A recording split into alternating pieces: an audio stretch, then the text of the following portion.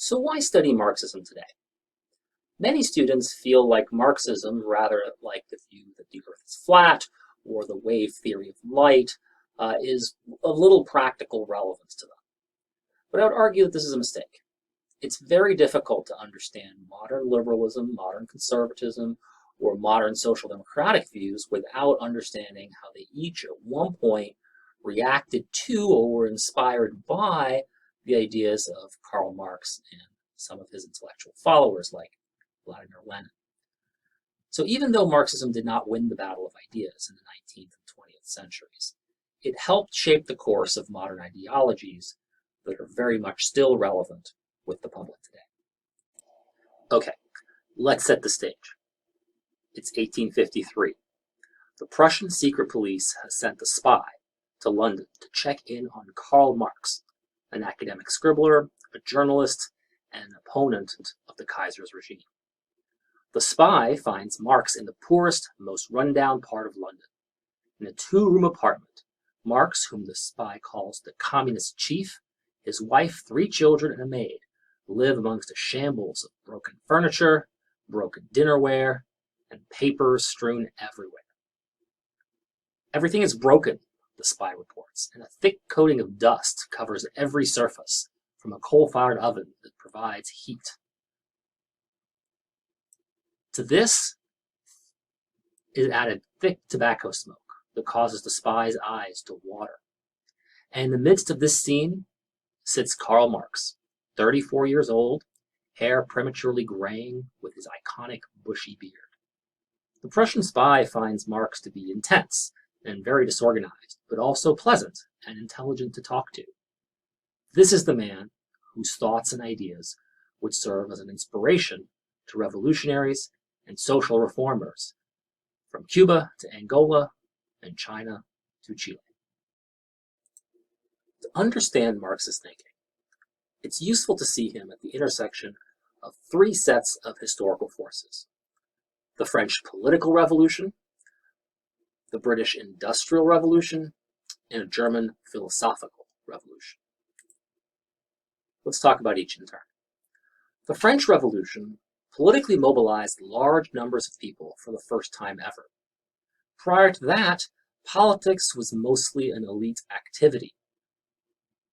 The French Revolution also ushered in a new set of political problems in Europe.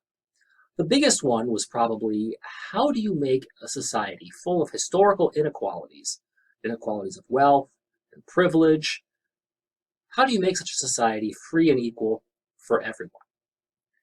The second was, how do you prevent democracy from degenerating into tyranny or anarchy? And this is something that we saw coming out of the French Revolution, both domestically, with the French Revolution devolving into the Terror and then into the dictatorship of Napoleon Bonaparte, but also in foreign policy, where the French Revolution sparked a series of revolutions abroad and a series of wars that racked Europe right up until the fall of Napoleon in 1815.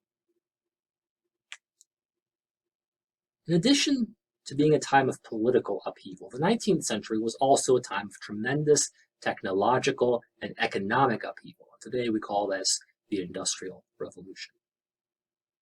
The Industrial Revolution included mass urbanization, which changed profoundly where and how people lived with one another. Mass production, which changed where and how people worked and how they earned a living. And communications and transport revolutions, which radically changed what goods people consumed, what they could read, and which kind of people they could encounter and talk to. These phenomena, for some certainly, were tremendously exciting. But for others, probably a majority, were also deeply traumatic. The Industrial Revolution brought about new opportunities, but also a new set of problems that nobody had ever thought about or encountered before. And these kinds of problems were accompanied by many new kinds of hardships and suffering to go along with the old ones.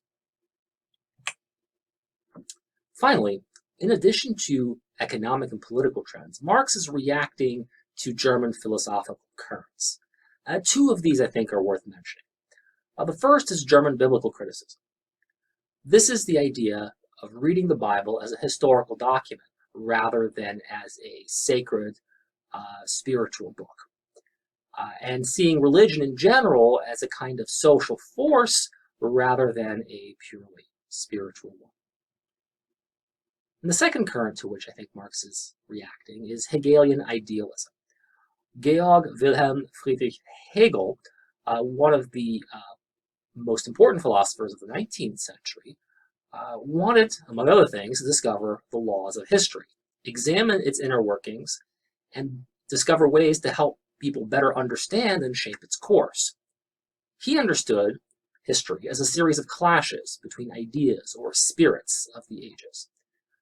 This idea of history as A, conflict, and B, having a kind of inner logic as well as direction was central to Marx's thinking.